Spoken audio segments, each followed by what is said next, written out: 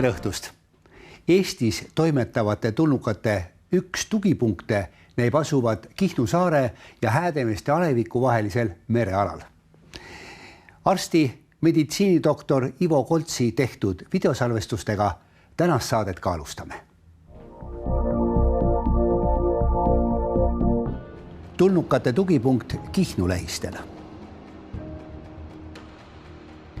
Georgi kosmoseuudis. Tulnukad Hiina raadioteleskoobis. Tulekera Viljandi kohal. Meditsiinidoktor Ivo Kolts on olnud Tartu Ülikooli Anatoomia Instituudi kirurgilise anatoomia õppejõud. Käesoleval ajal tegeleb ta põhiliselt taastusraviga. Ivo Koltsi patsientideks on lihase ja liigesevaludega, lülisamba ja närvisüsteemi kahjustustega haiged. Häädemeeste valda asus ta elama aastal 2006. 2009. aastal algasid tundmatute lendavate objektide vaatlused ja merekohale ilmunud kummaliste vilkuvate tulede salvestused. Vaatlused on toimunud pidevalt nüüd juba 7 aastat ja nii-öelda iga ilmaga kõikidel aastaaegadel. Meie käisime Häädemeeste vallas esmaspäeval 17. oktoobril.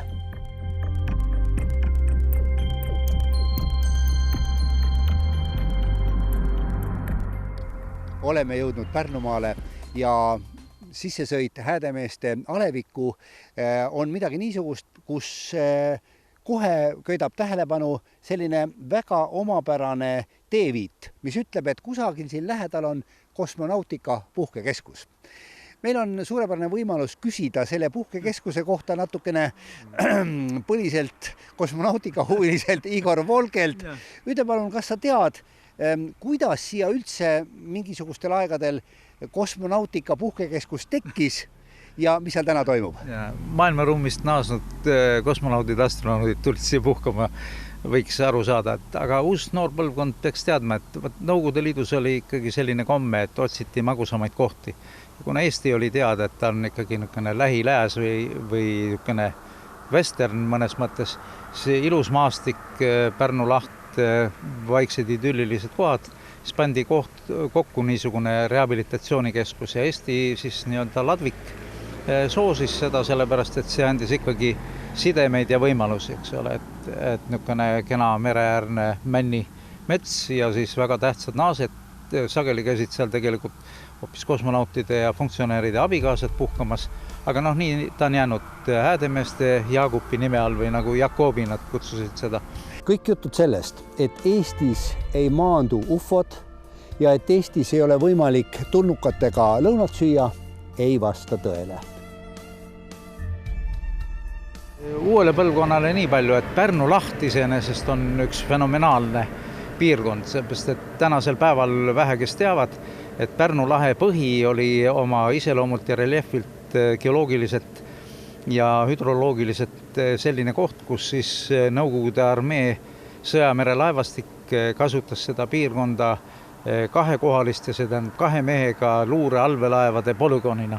Et siin sooritatud operatsioonid olid erilised armee seisukohast, aga samal ajal selle lahe kohal jälgiti siis kummalisi tundmatuid valgusobjekte, mis hiljem armee esindajate sõnutsi ilmusid sageli siis, kui nendel olid väga kuumad operatsioonid käsil.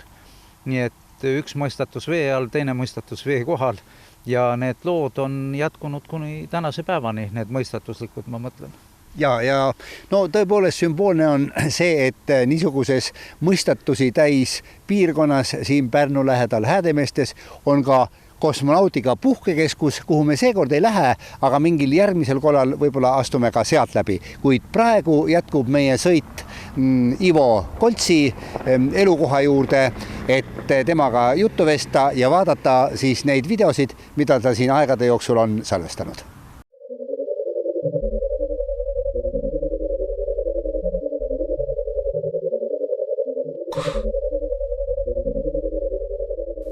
Meil on nüüd suurepärane võimalus heita pilk kaardile, et saada aru, kus Ivo Kolts tegelikult sel ajal asub, kui ta neid väga fantastilisi vilkuvaid tulukesi siin Häädemeeste kandis filmib ja pildistab. Ivo, see kaart on siin sinu kodus seina peal ja siit on väga hea näidata, kus asub sinu maja ja kus on see rand, mis võimaldab nii huvitavaid vilkuvaid kerasi salvestada. Näita palun meile. No mina asun oma vaatustega umbes selles punktis ja kes lähemalt kaarti vaatab, kellel on äkki kodus või näeme me kaadris, siia on märgitud väikeste ristidena kivirida. See on umbes 3-4 kilomeetrit pikk nagu looduslik kivimuul.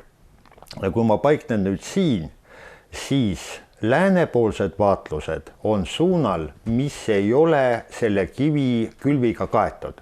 See tähendab, tuleb kuskil siia Lõuna-Kihnu piirkonda ja Kihnust allapoole on läänepoolsed vaatused nõnda nimetatud jumalik meretulede rida.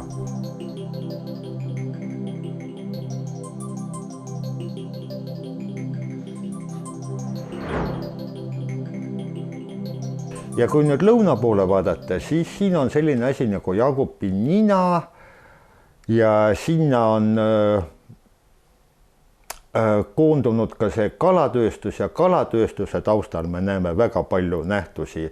Ja nüüd see koht, kus seal on nagu pühapaiga taolist loodud mingid püramiidid üles pandud, see on täiesti õiges kohas. Seal need minu teada jumalikud ilmutused ennast näha annavadki. Kus siin sellel kaardil on nõnda nimetatud kosmonautika puhkekeskus? Kosmonautika puhkekeskus peaks olema umbes selle koha peal siin. Ja ka sellega seotud tulesid oled sa meile näidanud? Olen kosmonautika keskusest pildistanud ja nüüd tuled projitseerusid, suund oli umbes niimoodi, tuled projitseerusid jällegi siia kuskile.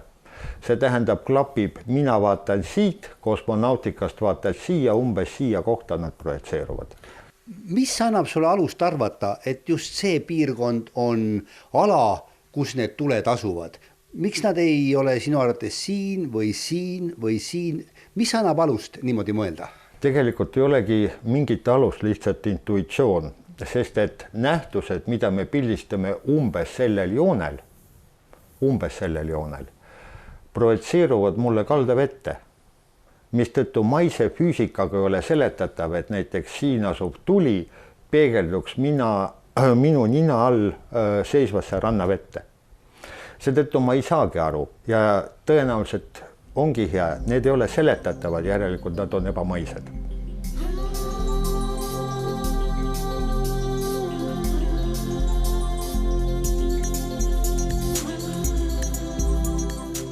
Sellele kaardile vaadates me näeme siin üleval on Pärnu, eks ole, sõidame siit allapoole, Läti suunas, Riia suunas, siin on siis Häädemeeste ja sinu vaatused toimuvad siin tavaliselt kodu lähedal. Kodu lähedal, jah, 300 meetrit oma majast, mis tõttu saan ka teinekord, kui on hea nähtavus, öösiti väljas käia.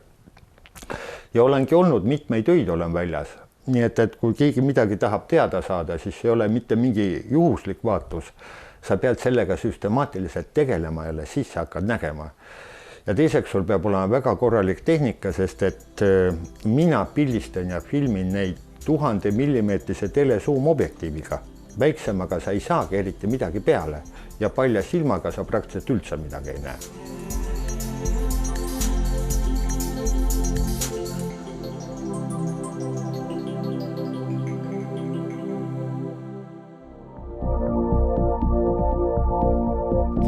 Jumalikud tuled, seletamatud valguskerad.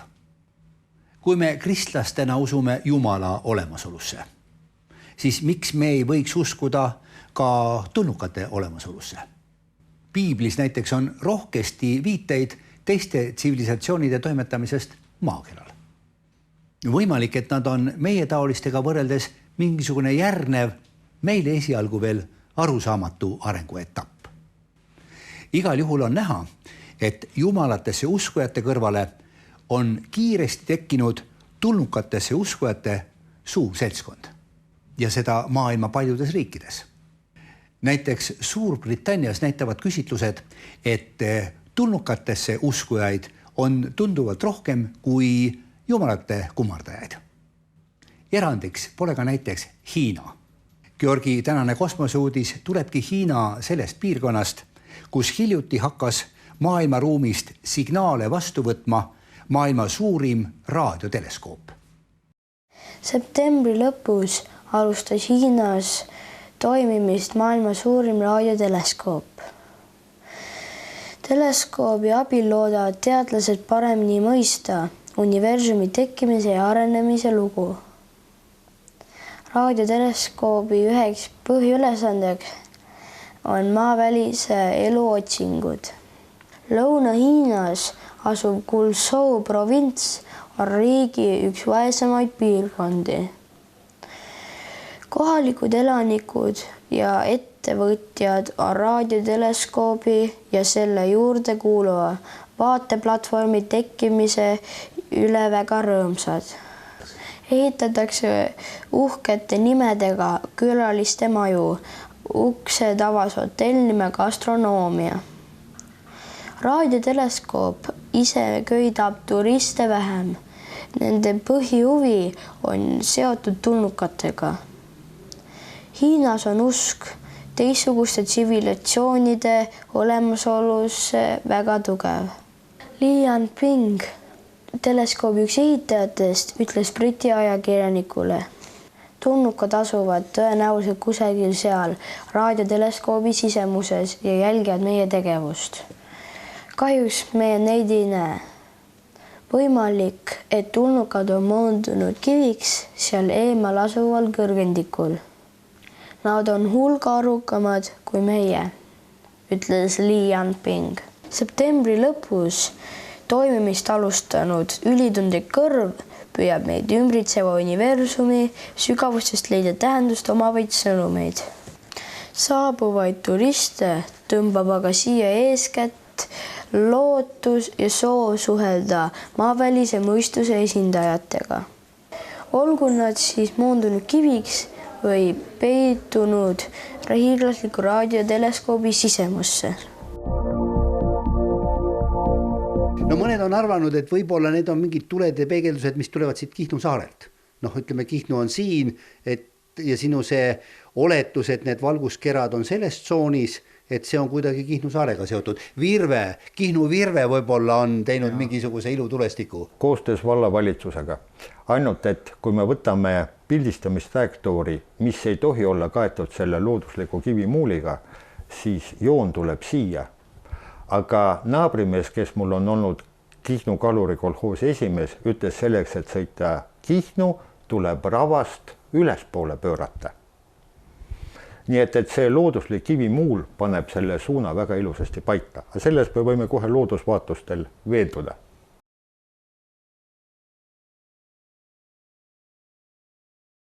Kas sa oled täheldanud mingit seaduspärasust, millal, missugusel aastaajal, missugusel kellaajal need valgusobjektid välja ilmuvad? Ei, mingit seaduspärasust ei ole. Kõige unikaalsemad kaadrid olema saanud kõige halvema nähtamuse ja tugeva tuulega. Ja nähtused kestavad suvel, kevadel, sügisel ja talvel, kui ma ei lähe, siis ma näen neid reeglina, nad tulevad mulle põhjapoolse akna taha. Nii et väga palju kaadreid olen ma filminud teise korruse pealt oma aknast. Lähenevad sinu majale? Jah, no vähemalt nad tulevad vaate välja, nii et on alati põnev, õhtul tulen koju, vaatan, kas need on. See oleks siis umbes selline suund, see loodusliku kivimuuli suund. Siia ilmuvad talviti, kui ma ise välja ei lähe.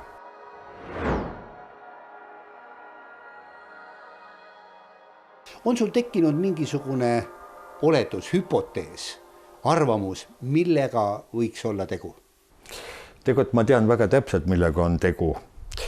Et ennatlikult ette rutates ajas võin öelda, et varsti teeme populaarteadusliku filmi, kus me näitame, kes nad on ja ma usun, et enamus neist, kes seda filmi vaatab, saab aru, et tegemist on inimmõistuse võimet tõlgendades või tema tõlgendusvõimet arvestades on tegemist jumalatega. Me oleme loodud nende näo järgi, ainult esialgsete tulemuste põhjal me oleme täpselt 1000 korda väiksemad.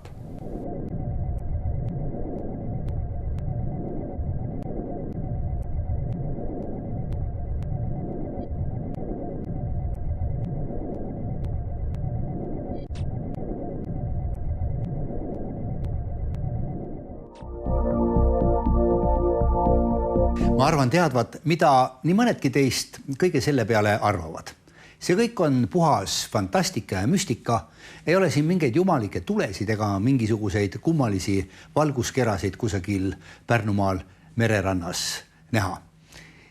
Kõik see, mida on räägitud niisugustest asjadest, on varem või hiljem ikkagi loodusseadustega ära seletatud. Võib-olla see nii ongi, kuid võib-olla tõesti peitub ka häädemeeste fenomeni seletus loodusseadustes, kuid arvatavasti niisugustes, mida inimkond veel ei tunne. Meil on ikka veel väga suuri raskusi iseendast arusaamisega. Mis siis veel tulnukatest ja nende lennumasinatest rääkida? Olgu selle väite kinnituseks järgmine tõsiasi. Teie ees ekraanil on anumad, mille sees olevatest ainetest koosneb 70 kilogrammi kaaluv inimene. Koosneme keskmiselt 70% ulatuses veest. Aga meie kehas leidub midagi veelgi fantastilisemat.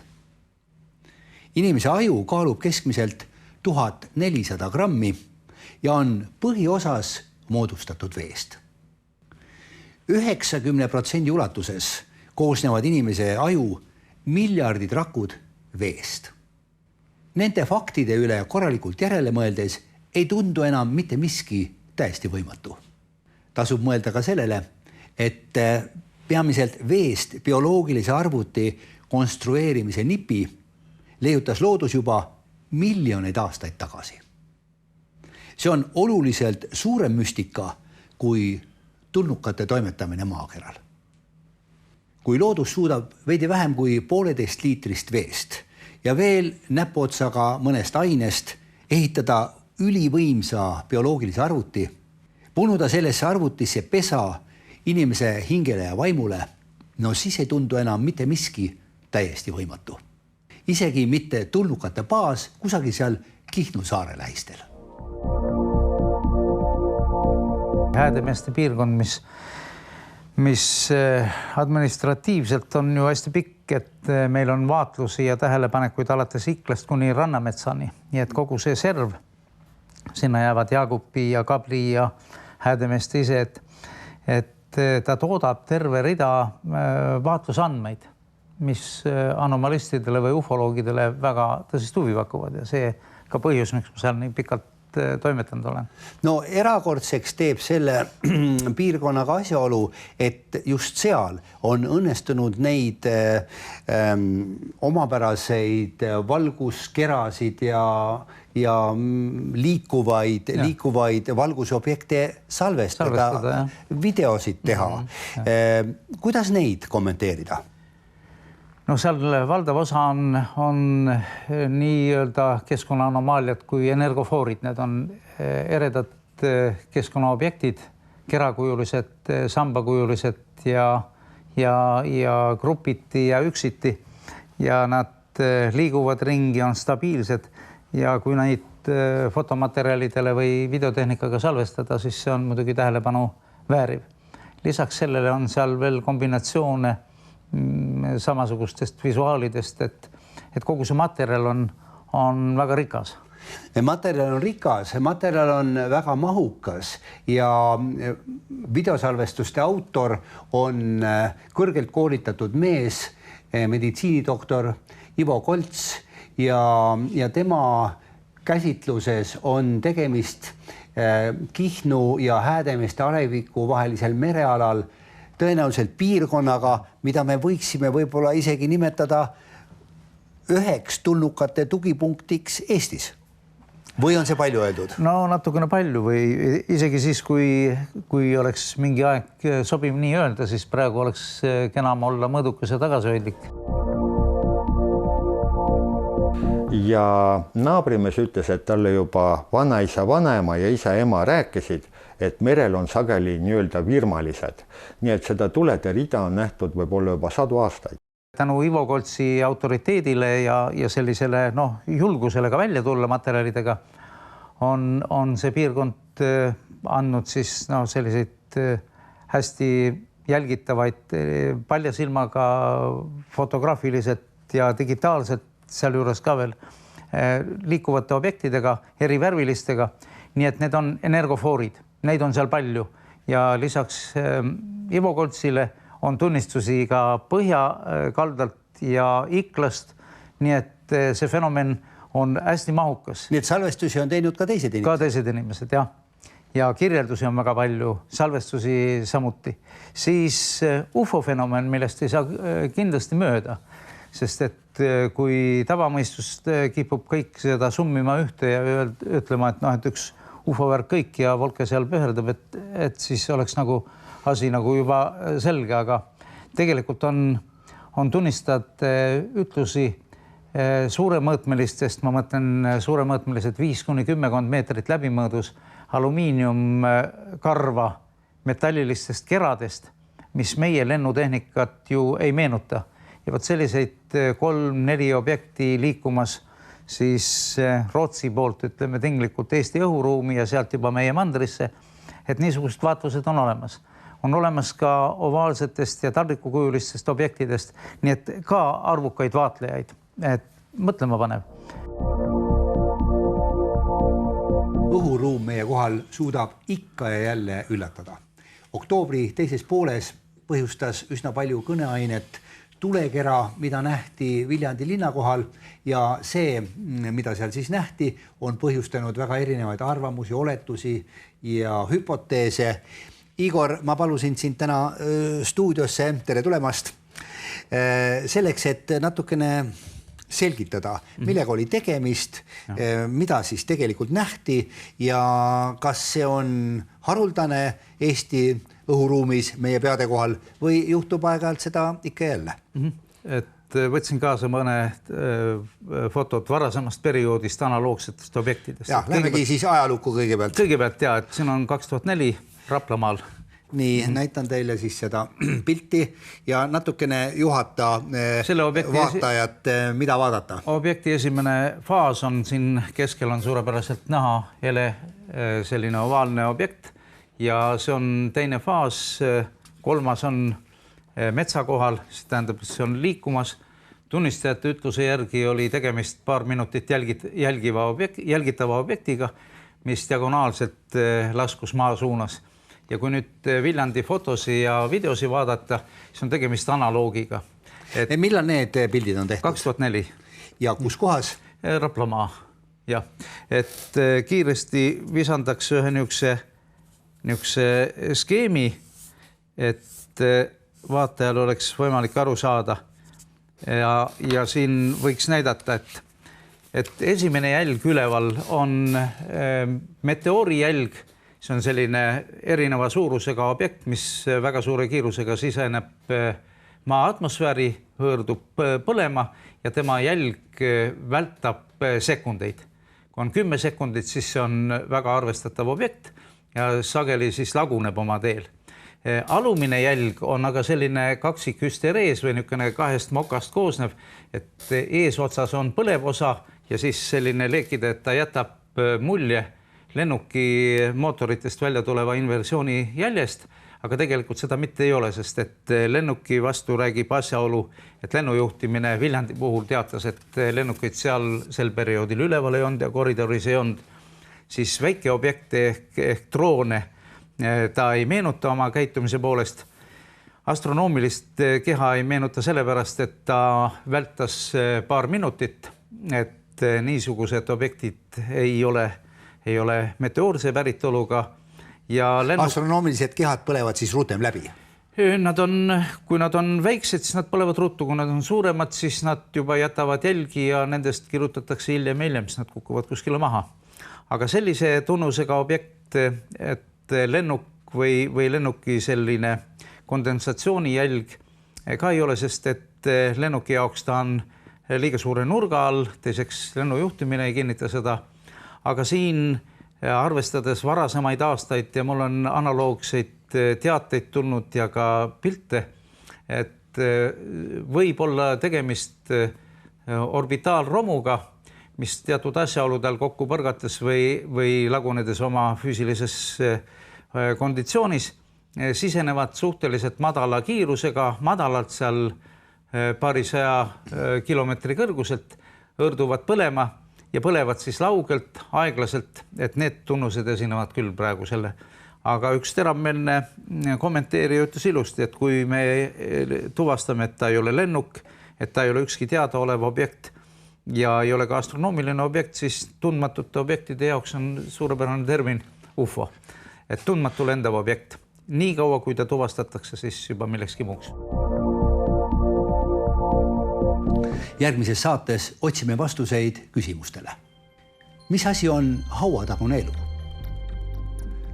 Kas inimese hinge taassünd on võimalik? Kas on võimalik meie hulgast lahkunud inimestega suhtlemine? Suurepärane võimalus niisugustele mitte just eriti lihtsatele küsimustele vastamiseks tekkis 19. oktoobril Rahvusraamatukogus.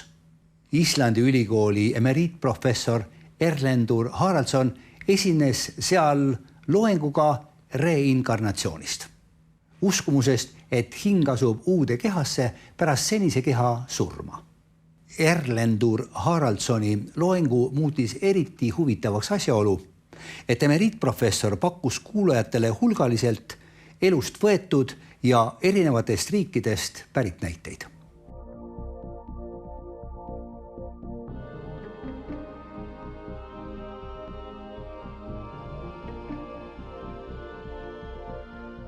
Selle lühikese sissejuhatusega järgmisse saatesse täna ka lõpetame. Tänan vaatamast ja kuulamast ning kohtumiseni 2 nädala pärast saates Taevariik ufodega.